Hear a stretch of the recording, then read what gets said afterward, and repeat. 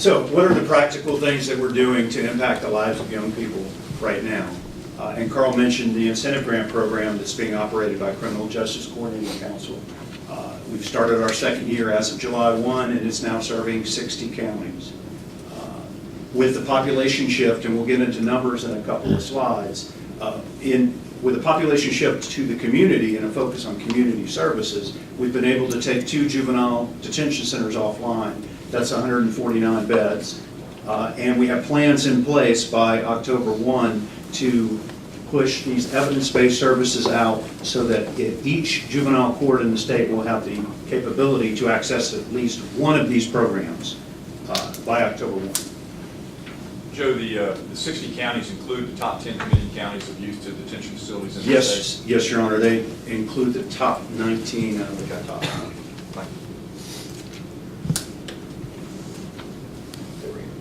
I want to talk a little bit about evidence-based, and that's a term that you hear bandied around and thrown around a lot. And I'm sure if you search hard and long enough, you can probably find an evidence-based program that will make a goldfish not only bigger, but swim faster. And there will be somebody that will tell you out there that their evidence-based program for a goldfish will help your juvenile.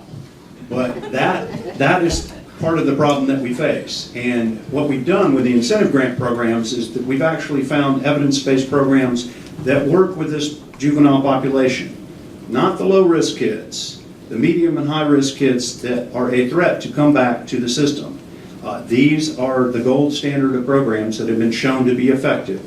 If implemented with fidelity, they reduce recidivism for juveniles. And so I just want to make that note, and it's important.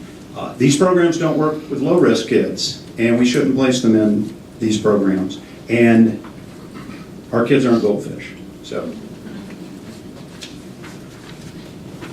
this chart, and it's a little bit hard to read on the PowerPoint, but in the handout you can read it. It gives you a listing of the different counties and the different evidence-based services that they've chosen. And there are handouts over here on the table that you can see, and those were, I think, emailed out to the folks on the phone as well. But I just want to give you an idea. Prior to the incentive grant program, these programs did not exist for juveniles in our courts and our counties. They were far and few between. So we have enhanced local community-based services specific for this population, and I think that's what we want to give you the sense of. And here's the big bang. What have we achieved so far? First 11 months, we have courts, and they were to reduce their felony commitments and short-term program admissions by 15%. And if those courts would have done that, previously, if you see here, I'm going to step over. This is the amount of kids that they would commit for those courts. 2603, I think, is that, yeah. Their target to reduce by 15% is 2213 here. The courts in those first 9 months reduced to this number right here. So instead of a 15% reduction in the first 9 months of the programming, we have a 62% reduction, which translates into 1,122 youth that did not go to secure confinement, commitment to DJJ, but were served in their local communities with these programs. So while it's still early, we feel great about where we are with this programming. A great nod has to go to the juvenile courts, the local prosecutors and law enforcement who have embraced the programming. As we move into the second year, we hope to show great results as well. Joe, before you leave that, can you just speak briefly to how you have it broken out in that red and explain? I just want to give credit to the statutory change, since the Criminal Justice Reform Council was most responsible for saying we're not going to send misdemeanor status offenders to commitment. Right. And so, could you explain, a lot of this is STP versus... And we were having a conversation on the way over. I think we're down 1,000 kids that were CHIN's cases that DJJ used to have to deal with. Those are kids that are now being dealt with in an appropriate way, rather than, kids that are truant, or kids that are having family problems, kids that are running away, rather than locking them up, treating them as an adult offender, they're being actually put in other services. So that allows, as Carl spoke earlier, for DJJ to focus on those kids that are more likely to reoffend and pose a serious public safety threat. We can focus our resources on those kids. The kids that we're worried about, the kids that we're scared about, the kids that need that extra work, we're able to target that. But you're right, Joe, that's a great point.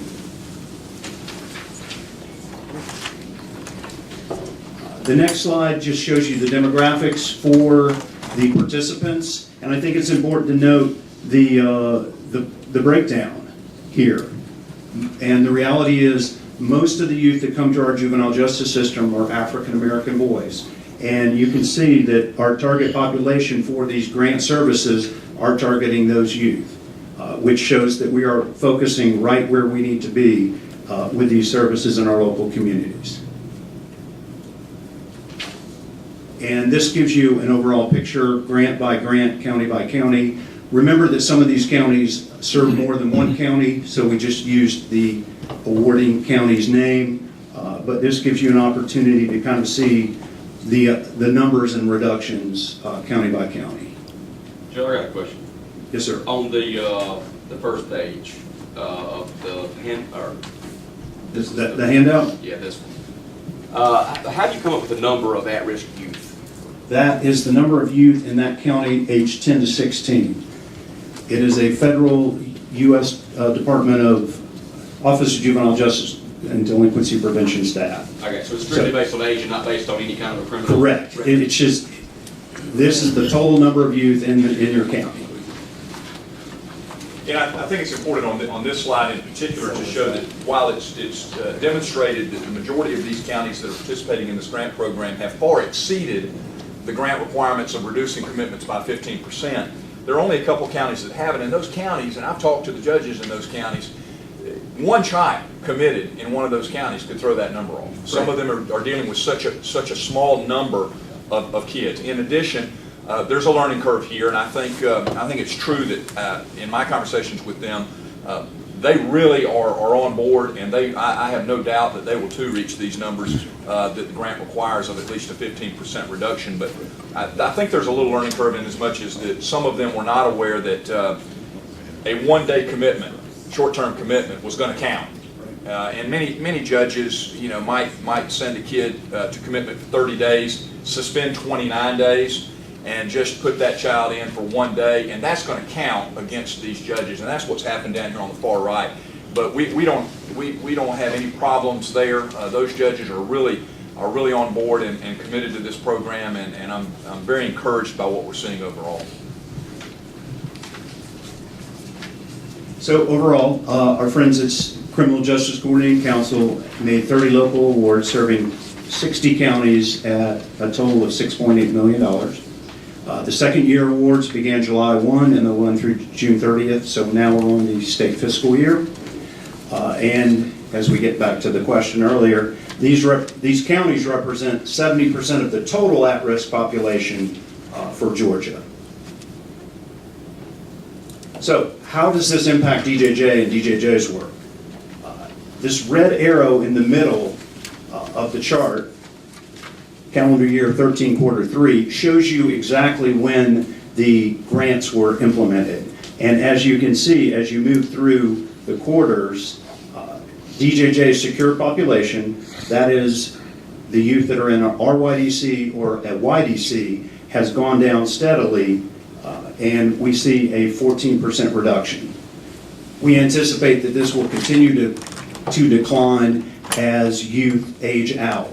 We have a number of youth that are in the YDCs that have 2-year terms or more, so we anticipate that slowly this will continue to go down. That red line represents when the grants were distributed, but that also represents when 242 took effect, correct? No, 242 took effect January 1 of this year. Quarter 1.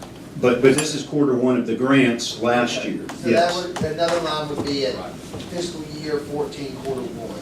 Yes, correct.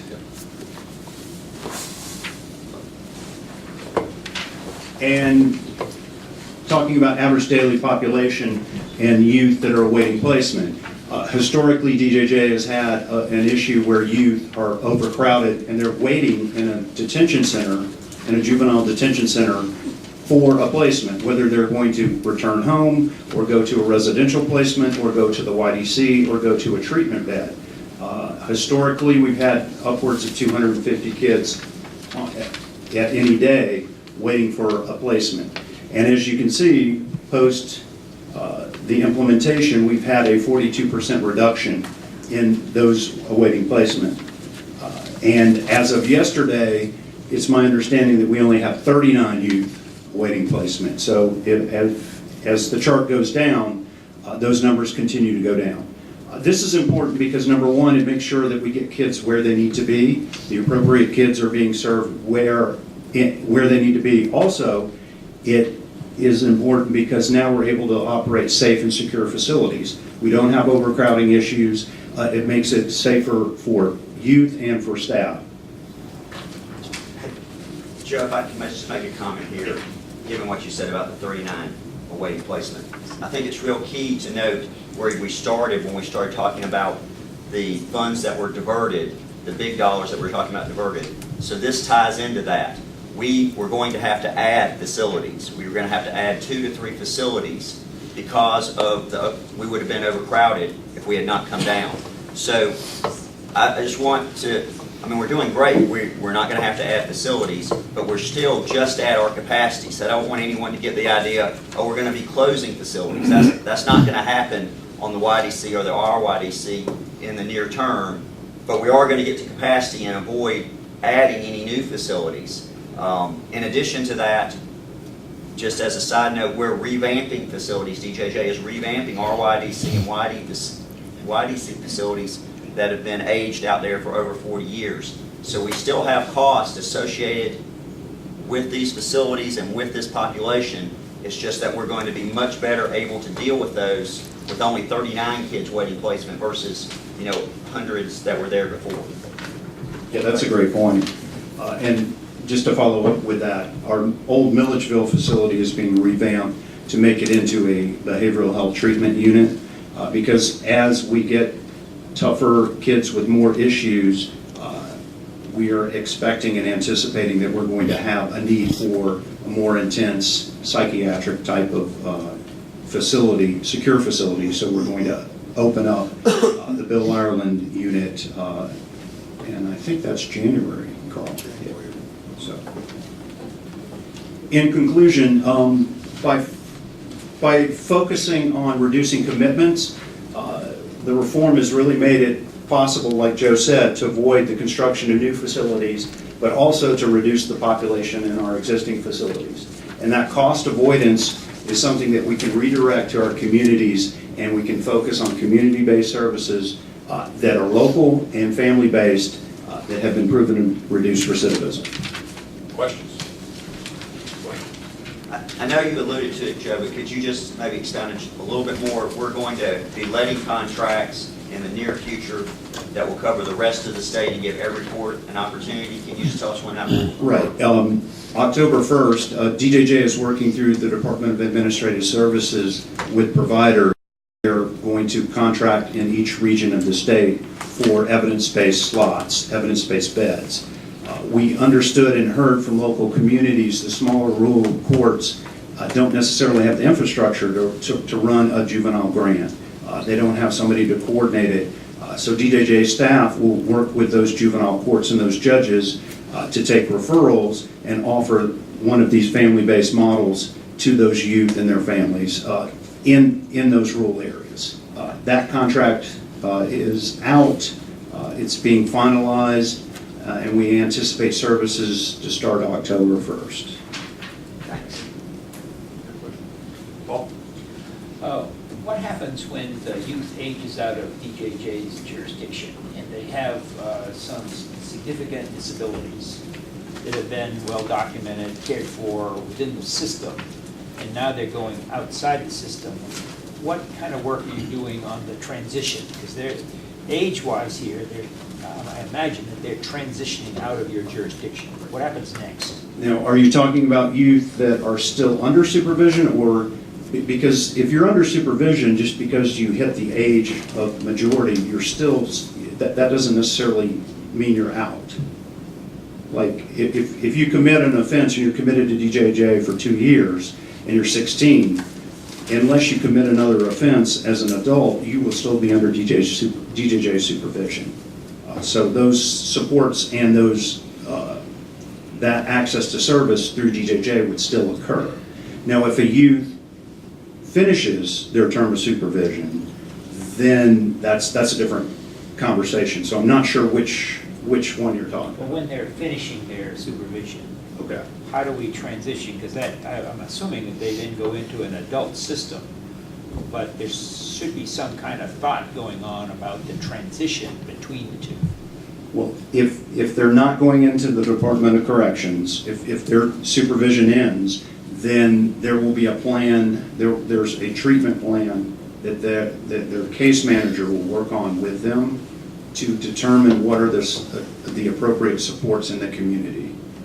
And I'll let Carl talk a little bit more about that as far as needs assessment. When we have some kids, when they turn 21 years old, that's the longest we can keep those kids.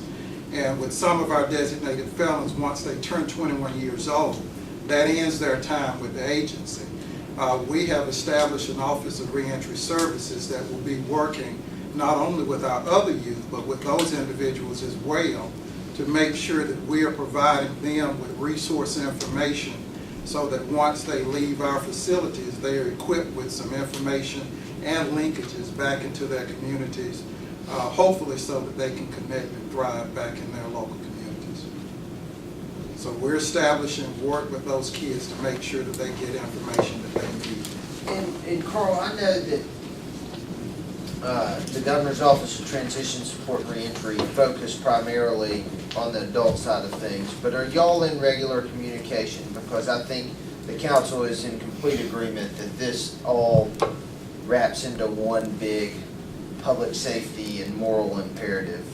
You are correct. We are definitely in contact with Jay Neal and his team to make sure that we are linking with them as it relates to transitional services for those kids. So we're looking at education, job readiness, all of those things to make sure that we're giving those kids what they need while they're in our care so that they can go out and thrive within their local community. So yes, we are providing those services while they are in our care. As everybody on the council knows, I'm particularly interested in the housing issues related to that transition period.